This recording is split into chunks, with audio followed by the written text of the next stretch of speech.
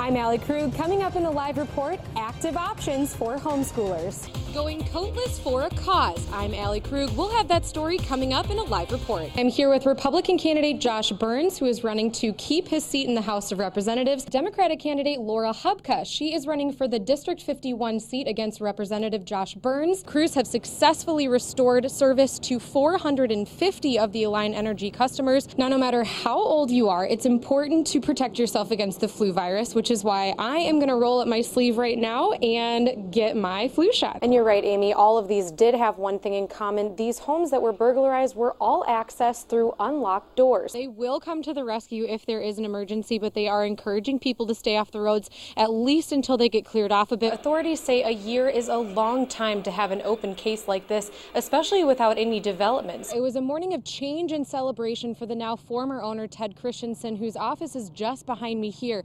But it was a somber morning for those tenants who were evicted from the Silver Boot Motel. I caught up with one of them this morning to hear what happens next.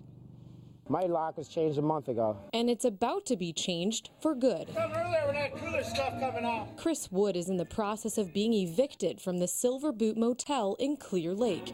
And he's not alone. We've been here for over a year.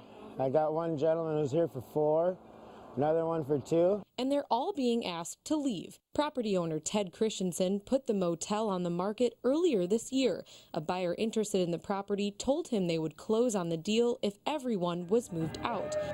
It's a simple request and one that is often made when properties change hands. Only tenants like Wood are saying they didn't have nearly enough warning. Honestly, we were always told that it hadn't been sold yet. Keep the rent up, which we did. I think the last paper I got was saying this place has not been sold yet. Anybody caught behind on their rent needs to get caught up. That's what I do. Whether rent had been paid or not, it doesn't change the fact that things are moving forward at the motel. Authorities were on hand to help the owner monitor the eviction process and help in making things go smoothly. The property has to be checked to ensure that any property not belonging to the owner or plaintiff is taken to the city right away. Sheriff's Deputy Jeff Bryant says he oversees evictions on a weekly, if not daily basis, and that even though the argument between Christensen and the tenants went on for months, today's eviction was as smooth as it could be. Everyone's been cooperative that we've dealt with today. So we got 1 day from the Sheriff's Department. I understand that. The Sheriff's Department's way kosher in my book. And I did reach out to the owner, Ted Christensen, who says he is just ready to have all of this drama behind him. The Stop and Shop in Rockwell has been serving the North Iowa community for decades, but as KIMT News 3's Allie Krug is finding out, they're now closing up shop. It has been a great 7 years, but it's time we moved on. As the owner of the Rockwell Stop and Shop, it was an emotional morning for Peggy Rurup. I was really sad. And for Stop and Shop customers. This convenience store and gas station has been a staple in this community for decades. Now the Rurups have decided to retire and surrender to the tough economic times and high gas prices.